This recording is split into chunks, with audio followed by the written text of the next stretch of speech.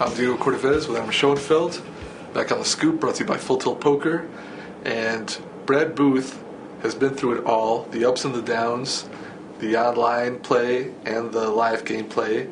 And he's someone who's not only very interesting, very candid, but someone that a lot of people can learn from because he's been through all the experiences, the whole roller coaster that poker is. He really has perspective, which is not as easy to gain as one might think. Super insightful guy, a real high character guy who's very honest and who's going to be very interesting to talk to. So we had Ellie Lezer on, previous show, and he said that the big game guys are still kidding Phil Ivey about his laydown to you on high stakes poker, and they still give him a hard time, and that more than a year or two after the fact that this is still a big deal, and that Phil Ivey says that he didn't really know you too well, he would have called you if he'd known you.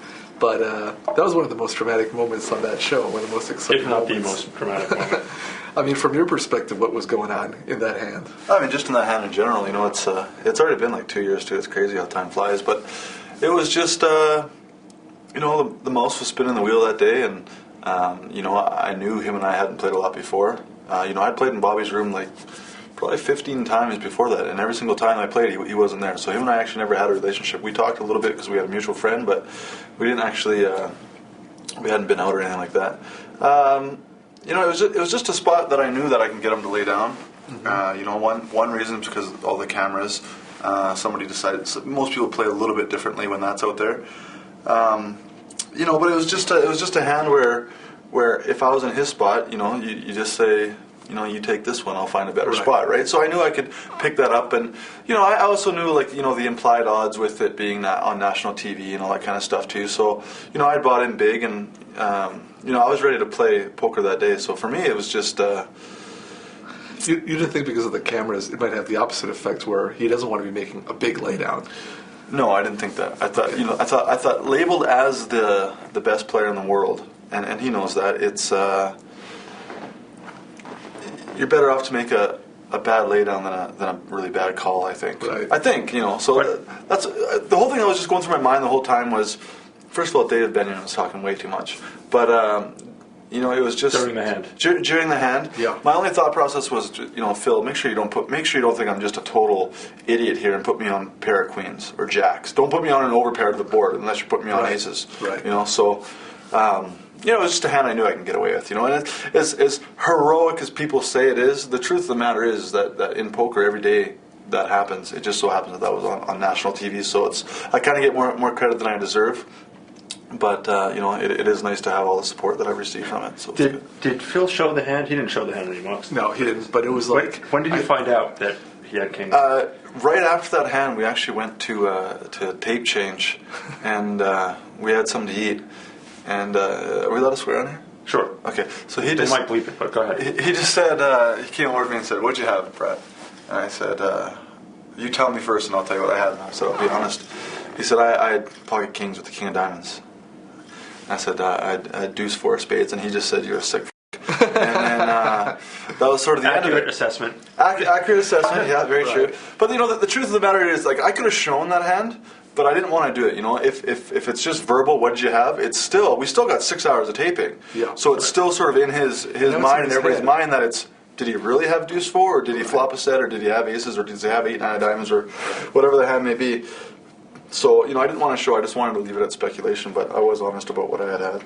We've had a mix of new generation internet players and kind of old school guys, but one theme, especially with the last couple of years, or two themes, have been the changing styles on the internet and just burnout, and whether young guys are really going to have longevity in the game, which I think you're an expert on both. When you came along, aggression was really the name of the game, and the pure aggressive strategy really seems to take down big money. Right. You know, for back in the day, it was like, if you had it, you bet it, and if you didn't, you checked. You know, I mean, I know I'm only 31 now, but I've been playing this game now for 16 years or 12 years, and, you know, for a stretch there, I played every day for like 12 years. But the aggressive strategy definitely used to be it, but now I think it's getting more into not necessarily ABC, but I hate using this term, picking your spots, but it's definitely playing more passive and earning your hourly is going to equal longevity in the poker world. I think, a lot of these kids are playing fast, and, including myself. I mean, I played real fast around the internet. Like, I'm not the best internet player. I'm very thankful to be sponsored by Full Tilt, but I'm just not a very good online player. I just don't apply anything that I do live to online. But as far as longevity goes, I think it's probably the route to slow down a little bit and just have your bankroll management and game selection. It's not so much like just play anybody all the time, because there's so many good kids out there. But I hope I answered your question. I don't know well, it's not just. I mean, I think that's a big part of it, which is the bankroll management and just kind of the career management. But it's also just pure burnout, where when you're playing on the internet, especially, and you're playing a lot of games, and it's so easy to put in a lot of hours. I mean, I just wonder whether guys are really going to stick around for 10 years or 20 years, especially when you can make a lot of money very quickly, where you can just, make a big score and kind of lose your real drive to grind. Well, it used to be the only way to really do it was grind. There weren't a lot of big tournaments. Right. Even if you were putting in the hours, you'd go to the card room, the game wouldn't be going, you'd be waiting, you'd be playing one table. The environment now makes me wonder whether guys are going to be Barry Greensteins, who've been playing big, or Doyle Brunson, even more, playing big for 20 years or 30 years. When I hear you say you play it every single day for 12 years. Yeah. Is that literally every day? Literally every day for a minimum of 10 plus hours. Right. I love that. So no, I'm not even joking. Like, I believe you. I can literally go, sorry to interrupt. Yeah. I can literally go from when I was like 19 or 20 all the way until 30. No, 30. Yeah, a little bit before, like every day, all day. It sounds kind of sick, but it's, for me, it was a passion. It is a passion still. Do you think? And I don't mean this is an insult. Are you an addict where you have to gamble every day? No, I don't think I necessarily need to gamble every day, but you have to understand, like, when you're playing poker, it's like, it's not just about playing poker. You become friends, you become poker acquaintances, and then as long as you get that hour and a half in for a nice dinner to like have that downtime and that intimate dinners with close friends and stuff, it's kind of it's easy to put in a 10 or 12 hour day. But as far as being like the addict part, you know what? I think the truth of it is, it probably is a little bit, or maybe even a lot, because you just sort of fall into it. Like every day, like I don't even think of like, I'm going to take the day off. I'm going to go do something. Well, I never think that. It's not necessarily the addiction to the game itself, but to the whole lifestyle and to the whole experience, right? Yeah, that's a definite. That's it's the part very I really miss. It's a very fast-paced life, and it's definitely very addictive. And there's so many. Going back to the longevity stuff, with these kids that do hit these scores and stuff, there's so many temptations also in this gambling world. Like there's sports, there's all of it. There's blackjack, there's hookers and blow and everything else, right? So it's not that I've done any of that kind of stuff. I gotta find some of this stuff. I keep hearing about it. Yeah, I better win a tournament or two. What finally brought it into the streak of? Do you remember the day in particular? Yeah. Well, you know what? To be honest, I'm still there. Just last August, I was in the Yukon Territory, and I said I was going to take 5 days off the internet. I had a motorhome, and I was traveling out through Alaska and the Yukon. But I found myself pulling up to hotels that had wireless, so I'd be in my motorhome with the laptop and playing online. But I think I took 2 or 3 days off there, and aside from that. Honestly, I bet you, truthfully, in the last 11 years, I've taken no more than 6 or 7 days off. Well, at least you have those 6 days for balanced lifestyle. That's right. So you prefer playing in the live environment? I love live because of the skills I've acquired over the last 15 years. But at the same time, I love online poker. I love the fact, and this is the part that I think is bad, that I need to change. Like I need to just do 15 hours a day or 3 hours in the morning, 15 hours a week, sorry, or 3 hours a day, something like that. Because I really do love it. I do love being home. Now that I have like a dog and a girlfriend back home, it's I really enjoy like just being home. And in order to play big stakes poker, I can still do that at home. I just lost so much money on the internet. Do you think there's something inherently about the internet, or you ran bad, or you need to change your style? I think it's a combination of all the three. One, I ran real bad, which made me play bad afterwards. But it was like, this is the part where the addiction part comes in, that I don't have live, but I do online. I can pick up my chips live anytime, but on the internet, and I can, whether I have $20 million or $20, I'll always just be Brad Booth, so I don't mind just talking so openly. But I'll fall asleep at the computer and literally wake up to beep, beep, beep, raise, It's the sickest thing ever. So now I have some hired people in my life that are sort of like making sure that doesn't happen, making sure that I don't fall asleep. Like it's literally, they're paid to check on me at midnight to make sure that I'm awake and, as sharp as that sounds. So now they're coming in and say, okay, you're done for the night. And the greatest thing now in Full Tilt, you can do this self-exclusion. Yeah. Man, frick, I wish I knew about that a long time ago, because I have the discipline when I know I'm tired, just to, okay, 12 hours off. Then now I can go out and do something at night or whichever. But it's I need to be very careful online. It's definitely a weakness in my personality. I do have an addictive personality, so it's very, very important that the people in my life and myself really discipline to equal longevity in this game. Now, I recently saw a World Poker Tour final that you were in, and you went pretty deep. And when was that? Was that Mandalay Bay or Mandalay Bay? Holy shit! That's like I think that's like 3 years ago. Yeah, it's like because I just. But it aired like a year ago, or a year and a half ago, or something. And did you and Bert have some kind of personal feud going on? It seemed like there. No. Bert's just Bhutan. Bert Bhutan is just a crazy bastard. He's a friend of mine, but he's just he's a nut. And it doesn't mean right. He's a nut bar, great heart, but. There's definitely no history between us. It's just fun. Him and I played at the Bellagio every day I lived at the Bellagio for 2 years. Right. So he came in every day. And people don't realize. Literally, I literally lived at the Bellagio for 2 years. We'll get back to the World Poker Tour, but we stayed there for 6 weeks last summer, and in separate rooms. Yes, but I felt like it was like gilded jail after a while. That was only 6 weeks, and you stayed there for 2 years. Yeah. I stayed there for 2 years, but like I said, poker is a passion of mine. I've been in love with the game since 7 years old, and the lifestyle was great. Like I knew every dealer's name, I knew every janitor's name, I knew every player's name. I knew it was really, really a great feeling.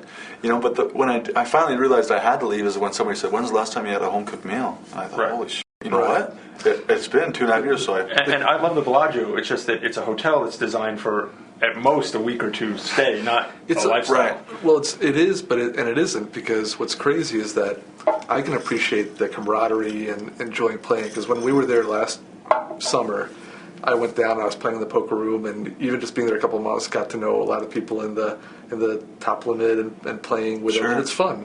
But Bellagio makes it easy to never leave the property, because you can eat. You've got 10 different restaurants. You've got shops with all the necessities. You've got a place to get your hair cut, to buy clothes, to buy your toothpaste. I don't think I did leave for this. You don't need to leave. So sometimes I find myself realizing, boy, I haven't really gotten any fresh air for like 2 days or 3 days. And I imagine you might. You guys want to know a sick stat? I know already just living in the Bellagio for 2 years is bad, and playing for 10 years, 12 hours a day is sick.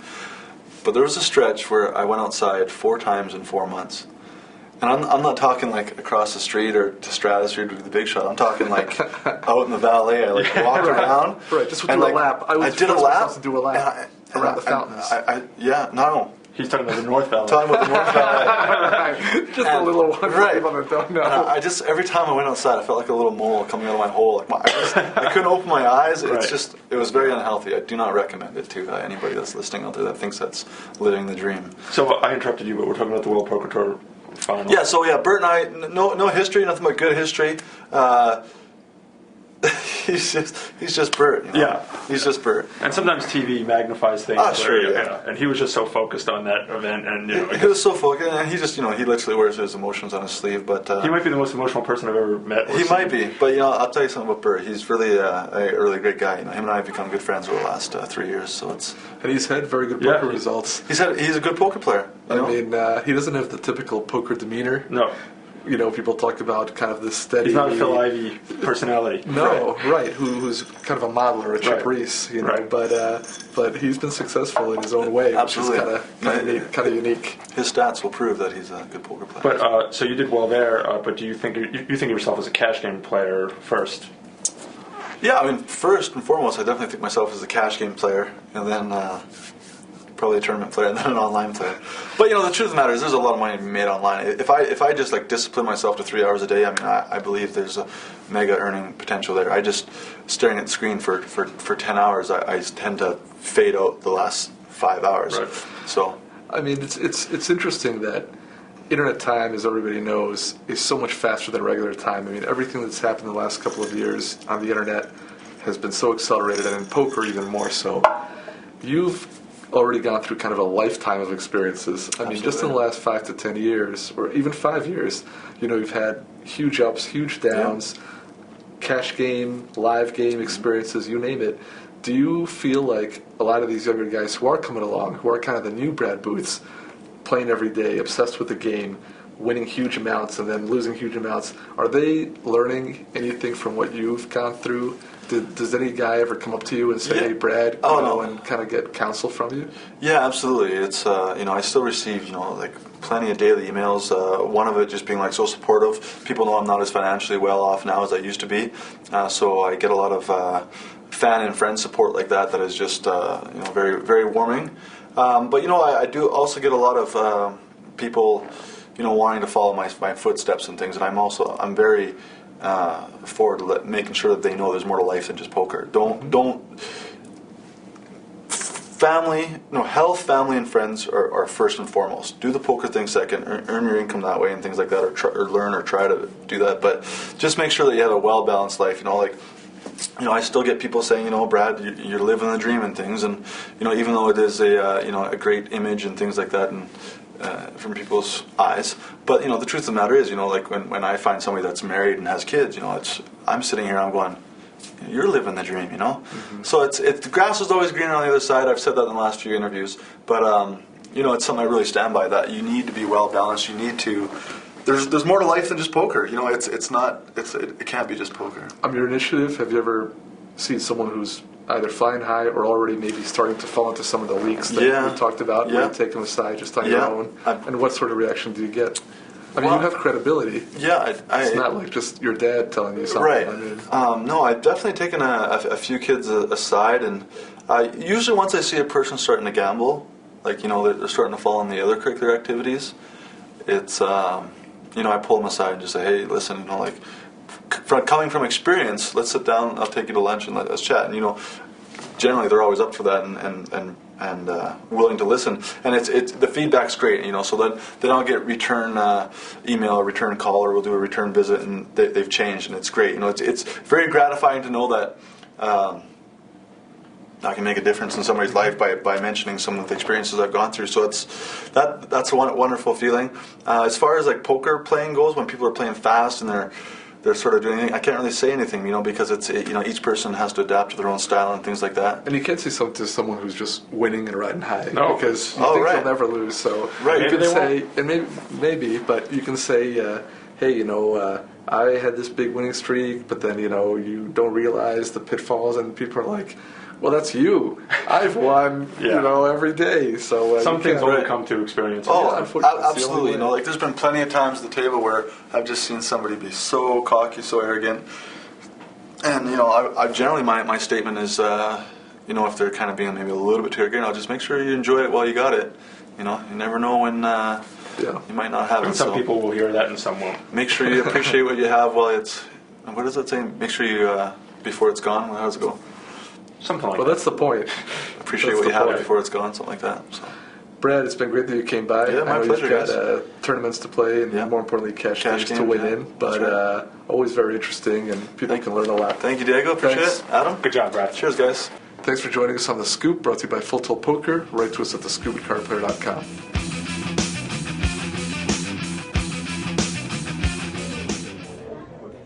2 bracelets. Awesome. Well, these aren't easy to win. Remember this one like it was yesterday. My opponent had me down to my left. Sorry. Anyway, it's down to my last few chips. So, I had to call. We play at FullTiltPoker.com.